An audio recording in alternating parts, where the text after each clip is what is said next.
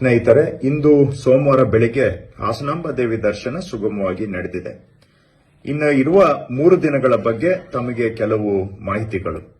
ಇಂದು ಸೋಮವಾರ ಮಧ್ಯಾಹ್ನ 2 ರಿಂದ 3:30 ನಡುವೆ ದರ್ಶನಕ್ಕೆ ಅವಕಾಶ ಇರೋದಿಲ್ಲ, ನೈವೇದ್ಯ ಮತ್ತು ಪೂಜೆ ಕಾರ್ಯಕ್ರಮ ಇರುವುದರಿಂದ. ನಾಳೆ ಮಂಗಳವಾರವೂ ಸಹ ನೈವೇದ್ಯ ಪೂಜೆ ಕಾರಣಕ್ಕಾಗಿ ಮಧ್ಯಾಹ್ನ 2 ರಿಂದ 3:30 ನಡುವೆ ದರ್ಶನಕ್ಕೆ ಅವಕಾಶ ಇರೋದಿಲ್ಲ. ವಿಶೇಷವಾಗಿ ಗಮನಿಸಬೇಕಾಗಿರೋದು, ನಾಳೆ ರಾತ್ರಿ ಅಂದ್ರೆ ಮಂಗಳವಾರ ರಾತ್ರಿ ದೀಪಾವಳಿ ಪ್ರಯುಕ್ತ ಶಾಸ್ತ್ರದ ಪ್ರಕಾರ ವಿಶೇಷ ಪೂಜೆ ಹಾಸನಾಂಬೆಗೆ ಇರುತ್ತದೆ.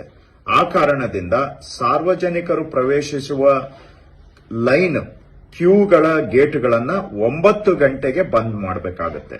ಮಂಗಳವಾರ ರಾತ್ರಿ 9 ಗಂಟೆಗೆ ಲೈನು ಗೇಟು ಬಂದ್ ಆಗ್ತದೆ. ಹಾಗೂ ಮಂಗಳವಾರ ರಾತ್ರಿ 12 ಗಂಟೆಗೆ ದರ್ಶನ ನಿಲ್ತದೆ ಪೂಜೆಗಾಗಿ. ಮತ್ತು ಬುಧವಾರ ಬೆಳಿಗ್ಗೆ 5:30ವರೆಗೂ ಪೂಜೆ ಇರ್ತದೆ. ಸೊ 5:30ಗೆ ಬುಧವಾರ ಬೆಳಿಗ್ಗೆ ದರ್ಶನ ಆರಂಭ ಆಗ್ತದೆ.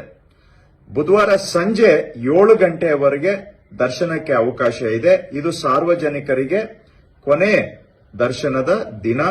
ಬುಧವಾರ ಸಂಜೆ 7 ಗಂಟೆಗೆ ಸಾರ್ವಜನಿಕರ ಪ್ರವೇಶ ಬಂದ್ ಆಗ್ತದೆ.